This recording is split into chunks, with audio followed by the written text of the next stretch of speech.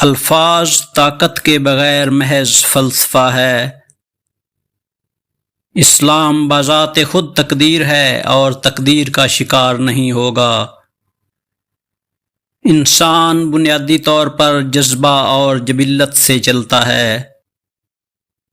ادراک کی جگہ اور وقت کی حد کا خیال ذہن کو جھنجھوڑ دیتا ہے۔ پودے اور معدنیات تقدیر کے پابند ہیں، مومن صرف حکم الہی کا پابند ہے۔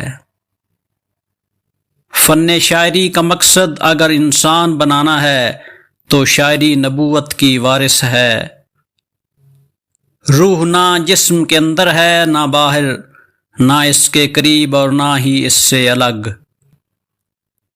انا کا حتمی مقصد کچھ دیکھنا نہیں بلکہ کچھ بننا ہے۔ اگر کوئی بہادر کی زندگی نہیں جی سکتا تو بہادروں کی طرح مرنا بہتر ہے۔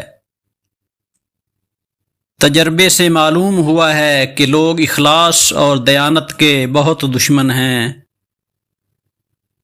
قومیں شاعروں کے دلوں میں پیدا ہوتی ہیں، وہ ترقی کرتی ہیں اور سیاست دانوں کے ہاتھوں مرتی ہیں۔ جب سچ میں جلن نہیں ہوتی تو وہ فلسفہ ہے، جب دل جلتا ہے تو شاعری بن جاتا ہے۔ ایک غلط تصور سمجھ کو گمراہ کرتا ہے، ایک غلط عمل پورے انسان کو نیچا کر دیتا ہے اور بالآخر انسانی انا کی ساخت کو منہدم کر سکتا ہے۔ جنسی خود پرستی انا کے ارتقاء میں صرف ایک ابتدائی مرحلہ ہے۔ خود کو ظاہر کرنا نفس کی فطرت ہے، نفس کی طاقت ہر ذرے میں سو رہی ہے۔ کامیابی ایک دلکش وجہ ہے جو انسان کو اپنے ماحول کا مالک بناتی ہے، اور جب یہ ایک بار پیدا ہو جائے تو اسے علم کے دوسرے طریقوں کی نشو و نما کو روک کر تقویت پہنچائی جائے۔ تم زمین کے لیے نہیں ہو نہ آسمان کے لیے، دنیا تمہارے لیے ہے، تم دنیا کے لیے نہیں ہو۔ طبقاتی مفادات اور نجی عزائم سے اوپر اٹھیں، مادے سے روح تک پہنچیں۔ مادہ تنوع ہے، روح روشنی، زندگی اور اتحاد ہے۔ میں عقل مندوں سے کیوں پوچھوں میری ابتدا کہاں سے ہوئی؟ میں اس سوچ میں مصروف ہوں کہ میرا انجام کہاں ہوگا۔ میں نے آسمان کی رگوں کی حرکت اور چاند کی رگوں میں دوڑتا ہوا خون دیکھا ہے۔ حقیقت کو گرفت میں لینے کے لیے مذہبی تجربے پر انحصار کرنے والے شخص کا نقطۂ نظر ہمیشہ انفرادی اور غیر متصل رہنا چاہیے۔ کافر وہ ہے جو تقدیر کی پیروی کرے، چاہے وہ مسلمان ہی کیوں نہ ہو۔ مومن وہ ہے جو خود تقدیر الہی ہے۔ تو نے مجھے اس ملک میں کیوں پیدا کیا جس کا رہنے والا غلام بن کر راضی ہے؟ سچ تو یہ ہے کہ مذہبی اور سائنسی عمل اگرچہ مختلف طریقوں پر مشتمل ہوتے ہیں لیکن اپنے آخری مقصد میں یکساں ہیں۔ دونوں کا مقصد انتہائی حقیقت تک پہنچنا ہے۔ شب و روز کی اس دنیا میں مت پڑو، آپ کے پاس ایک اور وقت اور جگہ بھی ہے۔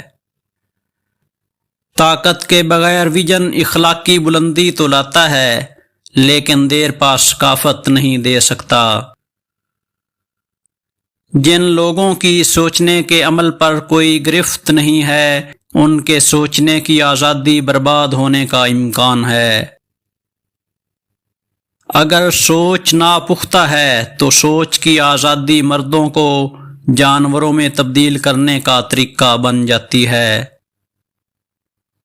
اگر ایمان ختم ہو جائے تو اس کے لیے کوئی سلامتی نہیں، اور جو دین پر عمل نہیں کرتا اس کے لیے زندگی نہیں۔ جب عقاب کی روح جوان دلوں میں بیدار ہوتی ہے تو ستاروں سے بھرے آسمان سے پرے اپنا نورانی مقصد دیکھتی ہے۔ عزت چاہتے ہو تو 3 جگہوں پر خاموش رہنا سیکھ لو: جب تلاوت قرآن پاک ہو رہی ہو، جب 2 لوگ آپس میں بات کر رہے ہوں، جب آپ کے بولنے سے کسی کی بے عزتی کا اندیشہ ہو۔ ناکامی اس وقت تک مہلک نہیں ہوتی جب تک ہم ہتھیار نہیں ڈالتے۔ دوبارہ کوشش کرنا شاندار فتح کی کلید ہے۔ جمہوریت ایک ایسا نظام ہے جس میں لوگوں کی گنتی کی جاتی ہے، تولا نہیں جاتا۔ ہر وہ چیز جس کے پاس زندگی ہے مر جاتی ہے اگر اسے غیر سازگار ماحول میں رہنا پڑے۔ قلب کی فطرت ہی ایسی ہے کہ وہ محبت سے رام ہو سکتا ہے، مخالفت اور عداوت سے نہیں۔